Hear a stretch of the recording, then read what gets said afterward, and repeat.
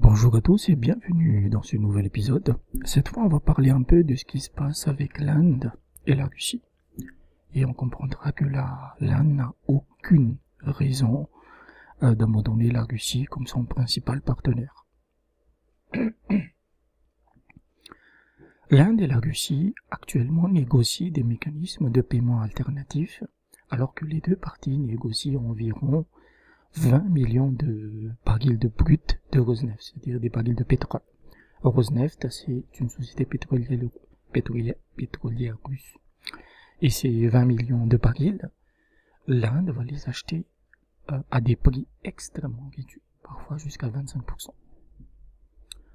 La demande d'énergie en Inde est très très importante, surtout pendant les canicules, pendant l'été, parce que on a besoin de climatisation et surtout d'appareils de refroidissement pour l'industrie. Et malgré les Occidentaux qui continuent à faire pression sur l'Inde pour qu'elle sanctionne la Russie, pour qu'elle cesse de faire des affaires avec la Russie. Pour l'Inde, les problèmes de l'Ukraine ne la concernent pas. Le ministère indien de l'énergie a toujours déclaré que son objectif était de, au contraire, stabiliser son engagement économique avec la Russie, même s'il est possible que les sanctions occidentales contre la Russie aient un impact sur l'Inde. Traduction, on continuera à travailler avec la Russie, même si les Européens font la grimace. Mais surtout, cela signifie que les Européens, en général les Occidentaux, n'ont plus aucun levier pour faire plier l'Inde. Ainsi, Arindam Bakshi, porte-parole du ministre des Affaires étrangères indien, a déclaré: notre objectif a été de voir comment nous pouvons stabiliser les transactions économiques ou l'engagement économique que nous menons avec la Russie dans le contexte actuel. C'est vrai qu'il est possible que ces sanctions occidentales nous affectent. C'est pour ça que nous avons des discussions interministérielles et d'autres conversations. Comment nous pouvons stabiliser nos interactions avec la Russie et comment nous pouvons nous assurer que nos propres intérêts ne sont pas affectés. Les exigences des Occidentaux pour que l'Inde sanctionne la Russie sont dans le vide, car pour l'Inde, l'Ukraine, c'est un problème européano-européen. Et les nations asiatiques, rappellent l'Inde, ne sont pour rien dans ce merdier. Tandis que, en revanche, leur stratégie énergétique, on l'entend, inclut la Russie. L'Inde, par exemple, importe du gaz des gisements russes dans l'Arctique. Et ça, c'est ce qu'il faut comprendre, c'est que l'Occident ne peut pas changer de visage tous les 4 matins parce que c'est son désirata, parce que c'est l'idéologie du jour. Ça peut pas marcher. L'Inde et une grande partie de l'Asie a établi, notamment l'Eurasie, a notamment établi des relations depuis des années avec la Russie. Et la Russie ne les a jamais trahis.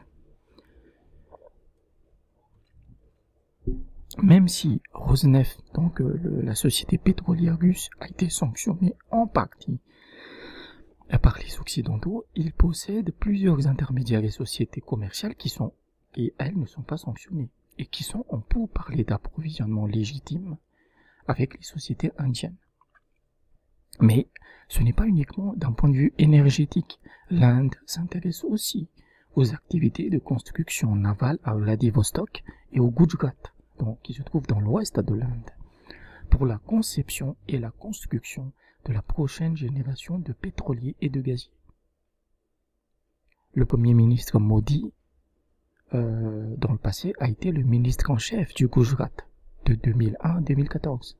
Cette région possède des chantiers de construction navale, non seulement pour la navigation dans l'Arctique, qui est un grand gisement de gaz, mais aussi pour répondre aux exigences du corridor de transport international nord-sud. C'est ce qu'on appelle le INSTC.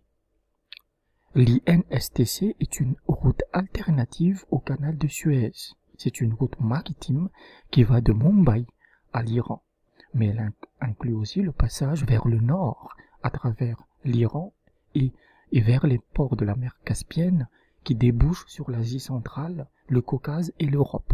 Grosso modo, pour résumer, les biens asiatiques, avant la guerre en Ukraine, passaient par la Russie et la Biélorussie. Mais comme il y a la guerre, les routes sont coupées. Ce qui fait que cette route alternative, cette INSTC, vous allez en entendre parler, parce que c'est une route alternative qui passe par plusieurs pays, entre guillemets, hostiles à l'Occident, comme l'Iran, mais c'est une route plus courte et plus sécurisée que le canal de Suez. En plus de cette route alternative, l'Inde a également établi le corridor maritime Vladivostok-Chennai, qui y ont des extensions jusqu'à Mumbai avec la Russie, et avec l'Inde et la Russie collaborant sur les routes de transport de l'océan Indien pour approvisionner l'Inde et l'Asie du Sud-Ouest en GNL. Grosso modo, la Russie envoie du gaz en Inde, l'Inde le transforme en gaz naturel liquéfié. Notamment, c'est du gaz qui provient des champs de Yamal dans l'Arctique russe, avec un passage vers la mer du Nord. Et ça, c'est d'un point de vue hydrocarbures. Mais l'Inde s'intéresse aussi aux engrais russes. Parce que, avec la crise alimentaire mondiale, l'Inde a compris qu'elle avait eu un rôle à jouer. New Delhi a déclaré son intention de développer le pays, l'Inde donc, en tant qu'exportateur majeur de céréales et de blé. Et la Russie et l'Ukraine sont d'importants fournisseurs de blé, c'est pour ça que vous avez des pénuries. Aujourd'hui, l'Inde possède des stocks excédentaires de blé. Et c'est combiné à une forte hausse des prix mondiaux, ce qui fait que pour elle, c'est tout bénef. Elle se dit que elle pourrait exporter davantage de blé pour ramasser plus de blé, au sens figuré. En 2021, les exportations indiennes de blé ont augmenté pour atteindre 6 millions de tonnes, contre seulement 1 million de tonnes en 2020. C'est-à-dire, en l'espace d'une année, l'Inde a multiplié sa production par 6. L'objectif pour 2022, c'est d'exporter 10 millions de tonnes de blé.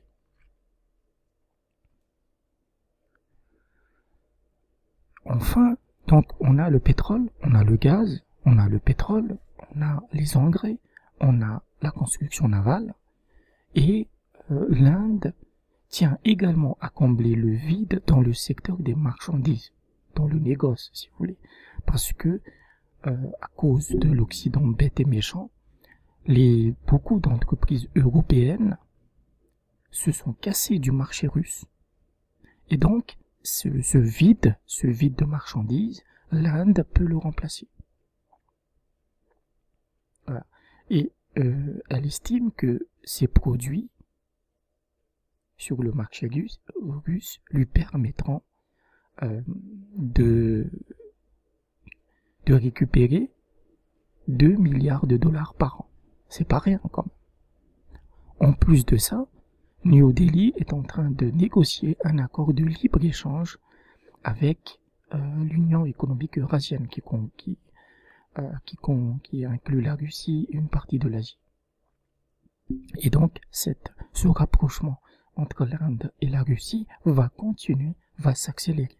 Et ce qui est très intéressant, comme je vous ai dit, tout ce que l'Inde fait, c'est que quand vous regardez tout ça sur une carte, vous avez un joli croissant qui se dessine avec la Russie, l'Inde, mais également le Pakistan, etc. et la Chine de l'autre côté.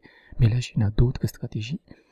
Et ce qui fait qu'il y a un truc qu'on remarque tout de suite, c'est que l'Inde, la Russie, la Chine et une partie de l'Asie est en train de se découpler totalement de l'Europe. L'Amérique, c'est aussi une autre carte, mais clairement, dans cette histoire, en fait, parce que la guerre en Ukraine, ce n'est qu'une virgule, ce n'est qu'un petit épisode. Ce qui se passe, la vraie guerre, elle est économique, elle est commerciale. Le nouveau monde, comme je l'appelle toujours, il émerge sous nos yeux. Et l'Inde va devenir beaucoup plus importante. C'est pour ça que quand vous avez, par exemple, Liz Truss, qui est la ministre, l'équivalent de ministre des Affaires étrangères au Royaume-Uni, qui aboie comme une chienne pour que tout le monde sanctionne la Russie. Elle veut déclencher la guerre avec la Russie, avec la Chine sur la question taïwanaise. Quand elle va en Inde, elle se met à quatre pattes. C'est la belle chienne bien docile, parce que les Occidentaux savent que si ils commencent à trop presser l'Inde, celle-ci risque de s'énerver et peut couper tous les liens avec les Occidentaux. C'est pas que l'Inde est soumise à la Russie ou à la Chine, c'est que l'Inde veut être un partenaire aussi important que la Chine et la Russie. Elle veut avoir sa parole de neutralité dans le concert des nations. Donc ne comptez absolument pas que l'Inde rejoigne la folie occidentale dans cette histoire. Merci d'avoir écouté cet épisode et à bientôt.